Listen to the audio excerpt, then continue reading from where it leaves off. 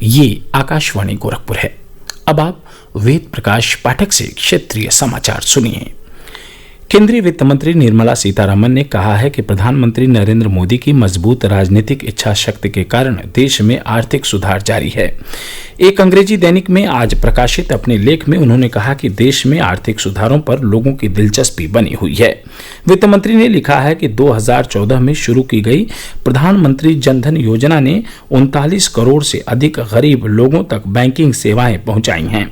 वित्त मंत्री ने यह भी कहा कि 10 करोड़ से अधिक किसान प्रधानमंत्री किसान योजना से लाभान्वित हुए हैं और सीधे उनके खातों में नकदी हस्तांतरित की गई है। केंद्रीय वित्त मंत्री ने कहा कि किसानों की आय बढ़ाने के लिए उनके उत्पादों की बाजार तक पहुंच महत्वपूर्ण है। उन्होंने कहा कि हाल ही में इसके लिए किसानों के उत्पाद को अंतर्राज्यीय बाजार तक पहुंचाने के लिए एक बड़ा कदम उठाया गया है। वित्त मंत्री ने कहा कि कृषि क्षेत्र को मजबूत करने के लिए उठाए गए कदमों में आवश्यक वस्तु अधिनियम में संशोधन और कृषि के लिए भूमि लीज पर दिए जाने वाले नियमों में संशोधन शामिल हैं। वित्त मंत्री ने कहा कि 2019 में एनडीए ने अपनी दोबारा जीत के एक वर्ष के अंदर ही कराधान के क्षेत्र में कई बड़े सुधार किए हैं।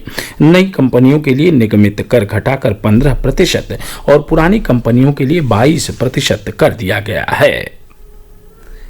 मुख्यमंत्री योगी आदित्यनाथ ने कोविड-19 के प्रसार को नियंत्रित करने में निगरानी कार्य की भूमिका को महत्वपूर्ण बताया है। उन्होंने कहा कि सर्विलांस टीम की सक्रियता से कोरोना संक्रमण को रोका जा सकता है। मुख्यमंत्री ने कहा कि कोविड-19 से बचाव के लिए लोगों को निरंतर जागरूक किया जाए। उन्होंने कहा कि मास्क के अनिवार्य उपयोग और सामाजिक दूरी के नियम के अनुपालन के लिए जागरूकता का कार्य पूरी गति से संचालित किया जाए। लखनऊ में आज एक उच्च स्तरीय बैठक में अनलॉक व्यवस्था की समीक्षा करते हुए श्री योगी ने कहा कि प्रत्येक शनिवार और रविवार को साप्ताहिक बंदी के दौरान चलने वाले स्वच्छता और सैनिटाइजेशन अभियान से कोरोना महामारी के अलावा संचारी रोगों को भी नियंत्रित करने में मदद मिलेगी। मुख्यमंत्री ने कोविड और नॉन कोविड अस्पतालों में ऑक्सीजन की सुचारू व्यवस्था सुनिश्चित करने के निर्देश दिए हैं। उन्होंने कहा कि सभी मुख्य चिकित्सा अधिकारी संबंधित जनपदों के अस्पतालों के कार्यों का नियमित निरीक्षण करें। प्रदेश के जल शक्ति मंत्री महेंद्र सिंह ने आज बलरामपुर और गोंडा जनपदों के बाढ़ग्रस्त क्षेत्रों का हवाई सर्वेक्षण किया।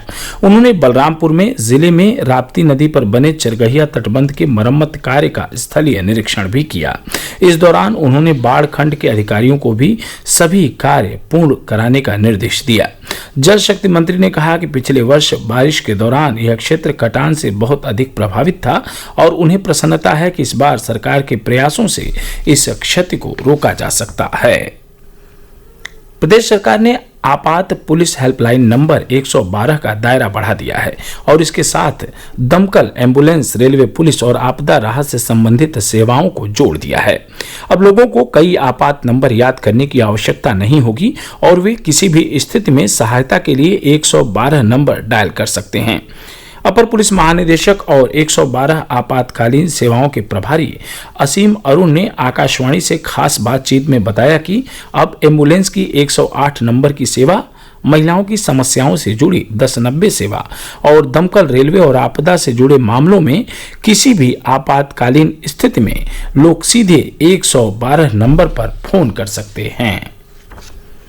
प्रधानमंत्री नरेंद्र मोदी इस महीने की 26 तारीख को आकाशवाणी से मन की बात कार्यक्रम में देश विदेश के लोगों से अपने विचार साझा करेंगे।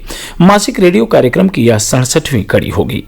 लोगों को अपने विचार साझा करने के लिए आमंत्रित किया गया है। लोग अपने संदेश रिकॉर्ड करने के लिए 1800117800 पर डायल कर सकते हैं या नमो ऐप, ओपन फोरम अथवा माई जीओवी पर संदेश लिख सकते हैं।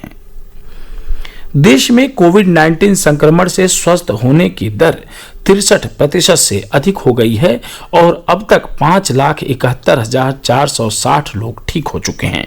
पिछले 24 घंटों के दौरान 17,989 मरीज कोविड-19 से स्वस्थ हुए हैं। इस समय 3,11,565 संक्रमित लोगों का इलाज चल रहा है। केंद्रीय मानव संसाधन विकास मंत्री रमेश पोखरियाल निशंक ने आज बताया कि केंद्रीय माध्यमिक शिक्षा बोर्ड सीबीएसई के 10वीं कक्षा के परिणाम कल घोषित किए जाएंगे। एक ट्वीट में श्री निशंक ने छात्रों को शुभकामनाएं दी। कल कक्षा 12वीं के परीक्षा परिणाम घोषित किए गए थे। इसके साथ ही क्षेत्रीय समाचारों का बुलेटिन यहीं संपन्न हुआ। नमस्कार।